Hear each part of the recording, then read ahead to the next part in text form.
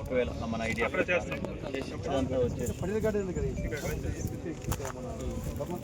ముందుకు పోతుంది మన బీర్పూర్ రూట్లో పడేల గార్డెన్ దగ్గర ఎక్కడైనా ఎగ్జిట్ అవకాశం లేదు.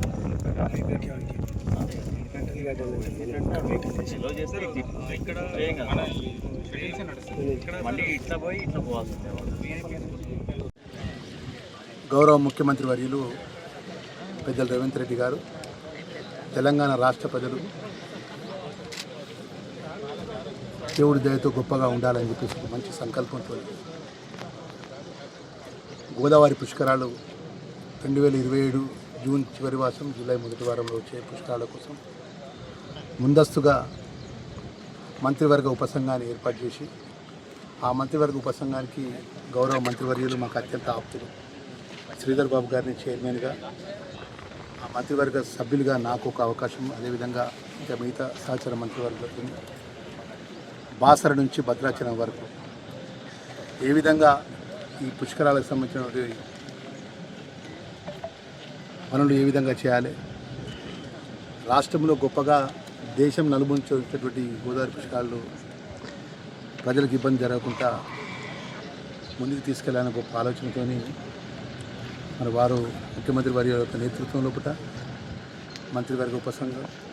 ఇక్కడ శ్రీధర్ బాబు గారు, సహచార మంత్రి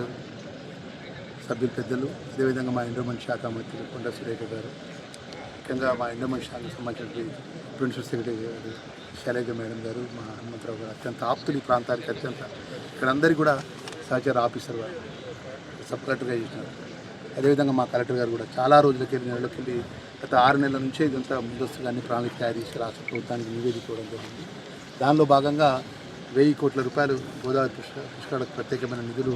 గౌరవ ముఖ్యమంత్రి గారు కేటాయించారు. దానిలో భాగంగా 117 కోట్ల రూపాయలు ప్రత్యేకంగా ధర్మపురి దైవక్షేత్రమున లక్ష్మణ సంస్థ దైవక్షేత్రానికి పుష్కర ఘాట్స్ రోడ్స్ గురించి, ముఖ్యంగా ఉగ్రాంశ్వర స్వామి దేవాలయం పునర్నిర్మాణం ప్రత్యేకంగా నిధులు ఇవ్వడం జరిగింది.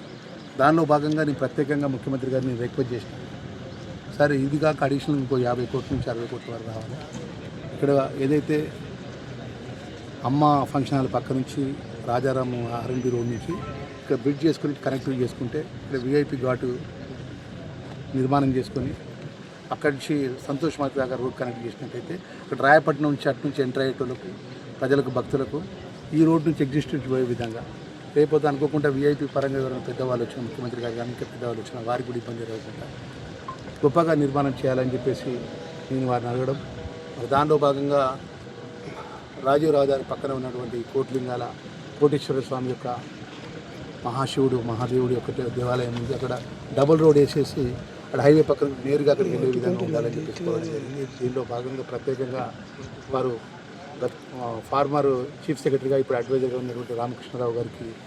ముఖ్యమంత్రి గారు ఆదేశాలు ఇస్తే వారు ముఖ్యమంత్రి గారి ఆదేశానుసారం ఇలా ప్రత్యేకంగా మా కమిషనర్ హనుమంతరావు గారు, మా కలెక్టర్ గారు, మా అధికారులందరూ రావడం మా మున్సిపల్ చైర్మన్ నచ్చండి, అదేవిధంగా మా ఆప్తులు మా మిత్రులు సంగనబట్ట దినేష్ లైబ్రరీ చైర్మన్, స్థానిక కౌన్సిలర్లు అందరం కూడా నేను కోరేది మీడియా ద్వారా ఏంటంటే ఇంకా ఈ ప్రాంత ప్రజలందరూ కూడా ఈ ప్రత్యేక గోదావరి పుష్కరాల పనుల కోసం మీరు కూడా ప్రజలు కూడా అందరూ కూడా సహకరించాలని కోరుకుంటూ మరి ముఖ్యమంత్రి గారికి ప్రత్యేకంగా నేను ధన్యవాదాలు తెలియజేసుకుంటాను. భారతదేశంలో ఏ రాష్ట్రంలో ఏ ముఖ్యమంత్రి కూడా ఆలోచన చేయ విధంగా మరి గొప్పగా ఆలోచన చేసి మరి మాస్టర్ సిటీ కానీ టెంపుల్ సిటీ విధంగా బాసరకు డబ్బులు కేటాయించడం కానీ, అదే శ్రీకాళేశ్వర స్వామి దేవాలయానికి మాస్టర్ సిటీ టెంపుల్ సిటీ కేటాయించడం కానీ, భద్రాద్రి రామాలయానికి కేటాయించడం కానీ, యాదాద్రిలో ఊహించిన విధంగా అంటే ఈ భారతదేశంలో ప్రపంచంలో తెలంగాణ ఉన్నటువంటి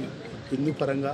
దేవాలయాల యొక్క గొప్ప ఆధ్యాత్మికంగా ప్రజలంతా చల్లగా ఉండాలి, ఆ దేవుడు అన్ని వర్గాల ప్రజలు చల్లగా చూడాలని గొప్ప సంకల్పంతో ముఖ్యమంత్రి గారి కార్యక్రమం లోపల ఎండోమెంట్ డిపార్ట్మెంట్ కూడా ప్రత్యేకంగా నేను అభినందిస్తున్నాను ఒక మంత్రిగా. ఎందుకంటే ఎన్నడూ కూడా మేము ఊహించలేదు గొప్పగా ఆలోచన వారి యొక్క ఆలోచన, ముఖ్యమంత్రి గారి ఆలోచన అమలు చేసే విషయంలో వారు ప్రత్యేకంగా మరి ఎండోమెంట్ మంత్రి అంటే మా సెక్రటరీ గారు కానీ మా కమిషనర్ గారు కానీ అధికారులు కూడా ఎప్పటికప్పుడు ఆదేశాలు ఇచ్చిన వెంటనే ఈరోజు ప్రత్యేకంగా హైదరాబాద్ నుంచి బయలుదేరి రావడం ముఖ్యమంత్రి గారు ఆదేశించింది. ప్రత్యేకంగా ఇప్పుడు 117 కోట్లు కాక ఇంకో 50 కోట్ల కోసం ఏ విధంగా రూట్లు ఇటు నుంచి ఇటువైపు వెళ్తాయి,